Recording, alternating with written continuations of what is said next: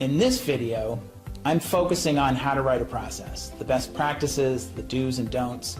Step 1, give it a name. But the name of your process, it needs to be short, 3 to 5 words if possible, and keep it super simple. Some examples: how to qualify a new prospect, how to do a free consultation, how to conduct a site visit, how to create a proposal or an estimate, how to follow up a proposal, how to make a bank deposit, how to make a collections call. So you'll notice at this point, all I'm doing is naming the process. I'm thinking about something that I do in my business and I'm giving it a name. Just a few words, not a big long paragraph, just a few words. Once you've got the process identified, step number 2, you want to write a very short sentence or two that describes the purpose of the process. At this point, you're not describing how to do it, you're just thinking about, why do I need this process? What's the goal of it? We call this the objective of the process. So for example, let's say you're a landscape architect or a landscape maintenance company, something like that, and you do site visits. Well, a process name might be how to conduct a site visit. The objective might be to visit the site of a qualified prospect, help them to identify and communicate their needs and issues, conduct all the necessary measurements so an estimate can be created.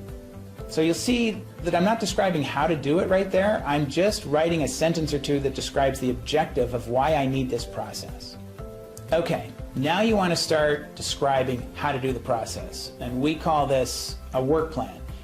A work plan is the step-by-step sequential instructions on how to achieve the objective. First question to ask yourself, and there's not always an answer to this question, but the first question to ask yourself might be, how does it start? In this example of how to conduct a site visit, how it starts is an appointment for a site visit is scheduled for a prospective client. So that becomes step 1. Step number 2, on the day of the appointment, call to confirm and let the client know the approximate time of your arrival. When are you going to be there? Step number 3, upon arriving at the client's door, knock on their door and take a step back. Taking a step back means you're not going to be right in the client's face when they open the door. And what we found is it's better to knock rather than ring the doorbell. For some reason, we found that subconsciously a knock is more familiar and the doorbell seems to signify that there's a stranger at the door. Okay, next step, when the client answers the door, greet them. And here you might even write a script. Hello, Mrs. Robinson. My name is Michael and I'm with ABC Lawn Maintenance. Before I get started, is my truck parked okay? And so on. You just walk through as simply as possible all the steps of the process in sequential order. Keep your writing succinct. Don't write paragraphs of content. If you write too much, no one's going to ever read it. And it's also going to take you forever to get your processes written. But it needs to be more than a simple flowchart. Flowcharts or mind maps are great for outlining the broad strokes of a process. If you use a flowchart or a mind map, after it's completed, add some detail to each of the boxes on the chart. Keep your steps simple. You don't have to consider every possible outcome and every possibility. After all, you will be training human beings. You're not writing computer code for a robot to follow. And a lot of the training, a lot of these different situations will come from experience and from real world circumstances, and your employee will learn from that. You can't possibly write everything that's going to happen in every situation. After you've written all of the steps, ask yourself, are there any expectations you have of someone following this process?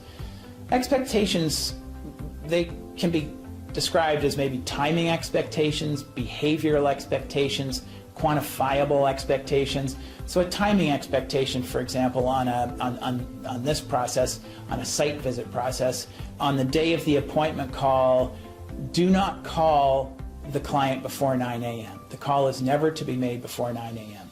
Maybe behavioral expectations when speaking with a prospect, never use slang. Language will always be in a professional tone and a courteous manner. So that's it. It's that simple. Now, once you've got your processes written, you'll find out if you've missed any steps when you actually train somebody to follow the process.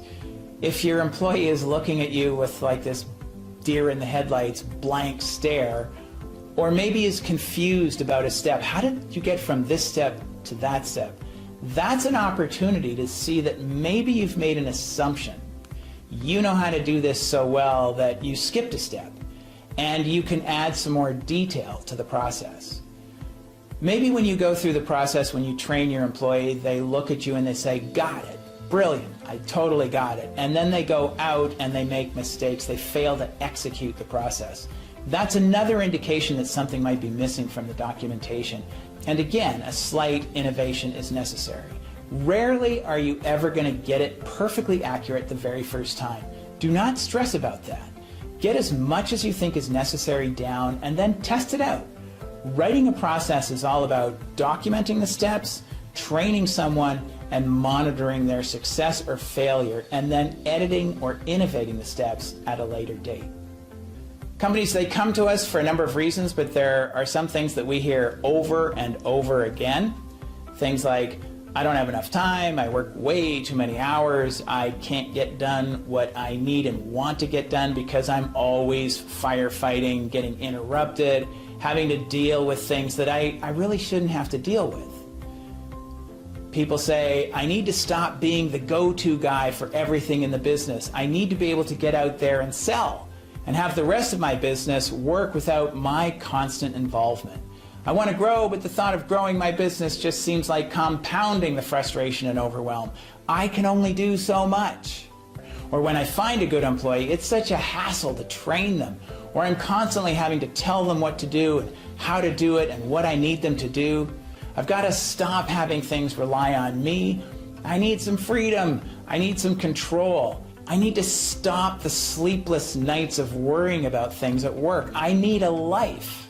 And if these busy entrepreneurs have done some research and some reading, they know that they need processes, the documented instructions that will help them with these challenges. At least that's what the books tell them. That's what the coaches and the consultants tell them. In the end, the entrepreneurs, after listening to their coaches and reading these books, are saying to themselves, eventually I'm going to want to retire. And when I do, I'm going to want to sell this business for a lot of money to compensate me for all of this sweat equity I've put in. I need things organized, consistent, running smoothly, so I've got something saleable and valuable.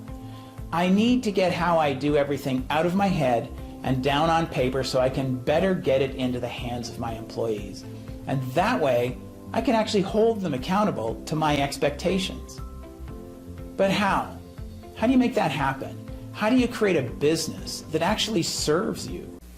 Okay, now that you have your processes written, you're going to need to systematize your business to avoid SOP chaos. If you're ready to take control of your business and build a proven system that scales without the chaos, I have a unique offer for you. For a limited time, I'm offering a complimentary one-on-one strategy session to anyone who takes action today. So take action. I'll talk to you shortly.